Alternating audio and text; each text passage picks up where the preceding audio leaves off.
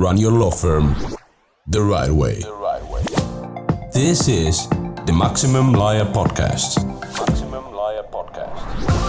Your hosts, Jim Hacking and Tyson Mutrux.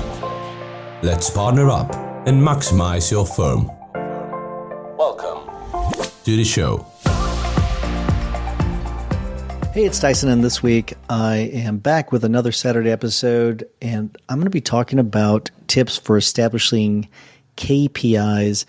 Those are key performance indicators. For those of you that don't know what KPIs mean, they're an extremely useful tool for measuring and driving success for your firm and for really any company. I was listening to a podcast the other day with Jeff Bezos, and he was talking about KPIs. The largest companies use them. The smallest companies should be using them.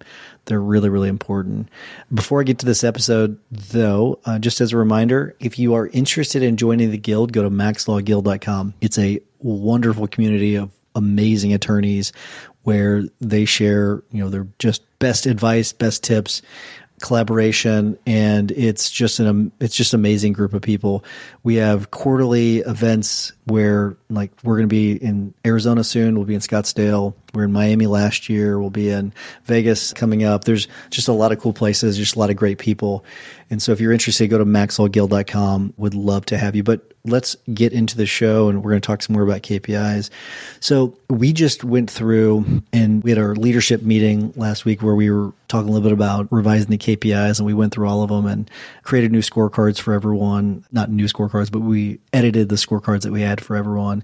And I figured this would be a really good episode to talk about KPIs because it's something that you do have to give it some thought, and it's not the easiest thing in the world. It's a really challenging thing, but it's something that once you have it, it's a tool that allows you to make sure everyone's rowing in the same direction and that everyone is rowing just as hard as everyone else. And that maybe it's something that's really, really challenging to get just right. And we by no means have it just right, but it's something that we're constantly working on, and we're striving to make sure that we're getting better at it. All right, so let me jump in with some tips on getting your KPIs set up. There's something that they're really going to help you align your team members, the actions that they're doing to the overall objectives of the firm. So number one, make sure that you tailor the KPIs to the individual roles. Each position in your firm. So it's not like you can just take a KPI and just slap it on everybody. It just doesn't work that way. Each position in your firm, it's going to have its own set of unique KPIs because each role has its own unique purpose, right? A case manager role is going to be completely different than a receptionist role. You've got different objectives for those positions. So you got to make sure that the KPIs help reflect that. So for example, a case manager's KPIs might focus more on, okay, how do we make sure that the cases are moving forward? We're getting the progress, but we're also having clients that are happy, that want to refer us cases. Compare that to, let's say, a receptionist, right? The receptionist role is to make sure that, they're the voice of the firm, that when people call, they're getting questions answered or they're getting routed to the right place and they're not missing phone calls. They're completely different objectives. So one of the KPIs for our case managers is a certain number of file reviews that they have to do every single week. And that's to make sure that the files are moving forward. And as a part of the file review, they have to make sure that the client has been communicated with. And when they do the file review, they're supposed to update the client as well. There's a lot that goes with it. So that is one of the KPIs. They've got to do so many of those a week. When it comes to a receptionist, one of the KPIs is the average call time. Okay. You don't want the receptionist on the phone for a really long time.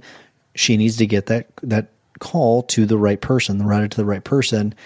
And if you have them on the phone too long, that means that you're probably not getting them to the right people in a timely fashion. Okay. So that's just a couple examples of the KPIs that we have. I'll get to this in a little bit, but you want to kind of limit it to 3. You don't want to go any more than 3. Some of ours have 2. Some of our people have 1. Many have 3, but you don't want to do it. You don't want to have more than 3. The next tip is you're going to want to make sure you're balancing, aspirational and achievable KPIs, and that's something that can be tough because you want people really, hitting the ball out of the park, but you have to also make sure that it's reasonable. If you set KPIs that are just never going to be achieved, people won't take them seriously and they'll get discouraged and they're not going to want to work for you. Okay, that's a big problem.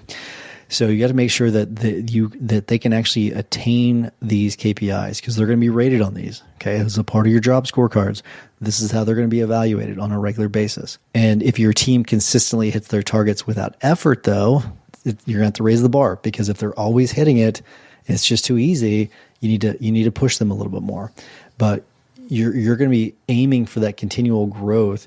That way you don't have that complacency. And that's obviously the opposite of those unattainable goals, because if you do that, they're just going to get discouraged, and it's going to really demoralize them. So you don't want them to disengage.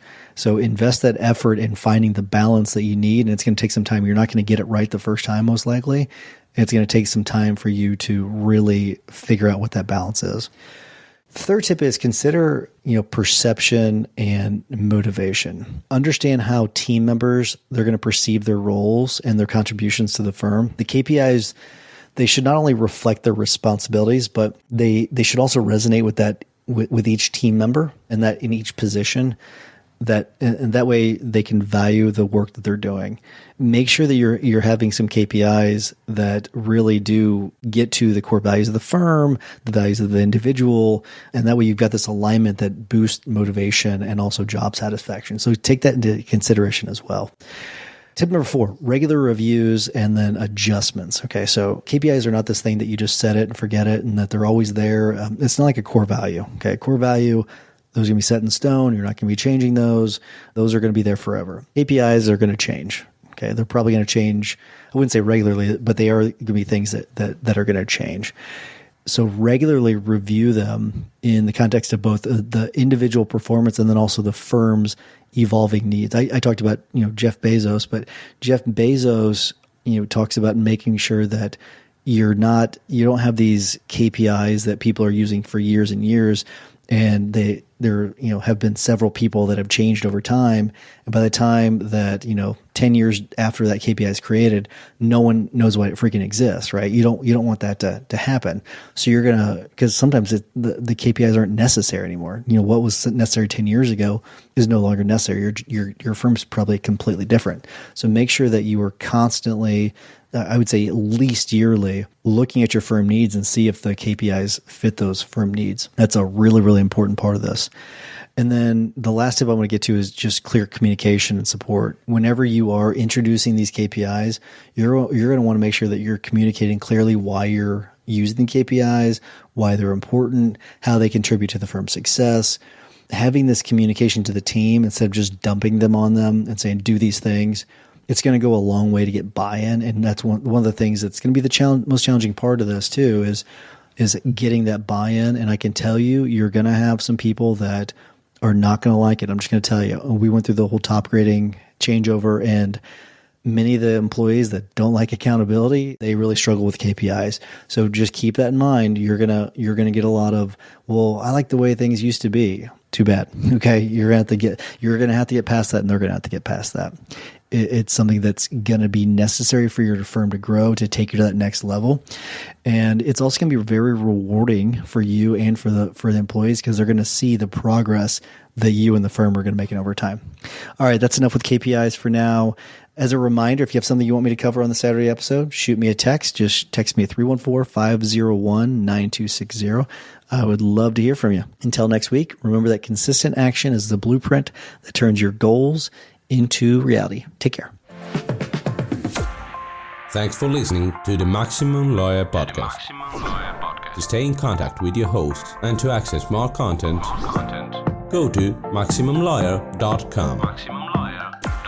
Have a great week and catch you next time.